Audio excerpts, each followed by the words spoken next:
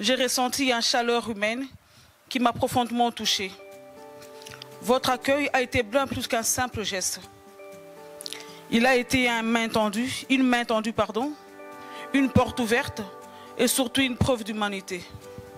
Grâce à vous, je me suis sentie à ma place, comme si je retrouvais une nouvelle famille. Le mot foyer prend tout son sens ici.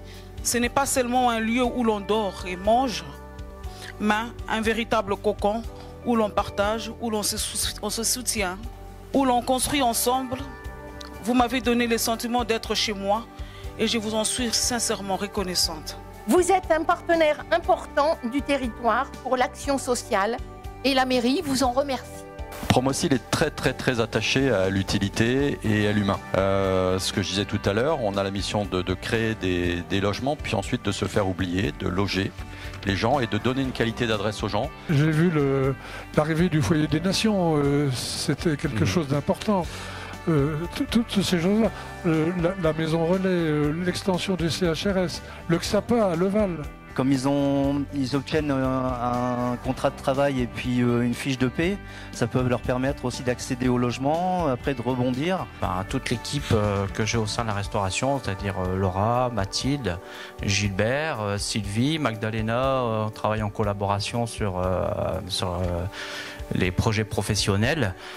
Et puis moi-même et tous nos salariés CDDI qui n'ont pas du tout de qualification et qu'on essaye de relancer dans la vie sur leurs projets professionnels.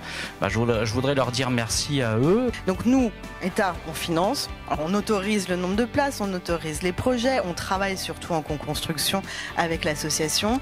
Et travailler avec APS, c'est aussi un plaisir, je tiens à le dire, parce que c'est une association qui a su évoluer, qui a su répondre aux besoins, qui a su diversifier son activité, qui s'est donc aussi à la fois sécurisé financièrement, ce qui est important, parce que ça permet le développement, mais c'est surtout qui a su garder ses valeurs. Nous, sur l'Aglo, on travaille toujours, c'est sur le regard des autres. Parce que parfois, le regard des autres, il est quand même très dur à supporter.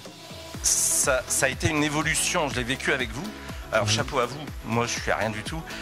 Les éducateurs qui ont suivi des dossiers qui sont complètement fous, vous imaginez même pas ce qu'on a en face de nous.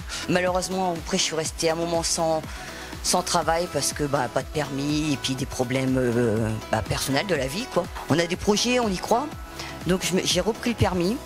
Je vais rentrer en formation AMB, agent d'entretien du bâtiment. Les difficultés qui sont rencontrées au quotidien, tout le monde a pu échanger simplement et je trouve ça vraiment le reflet de ce qui est fait au sein de l'association et de la société qu'on rencontre. Ce que je souhaite principalement, c'est que l'on continue dans cette direction et en plaçant toujours l'humain au cœur de nos actions.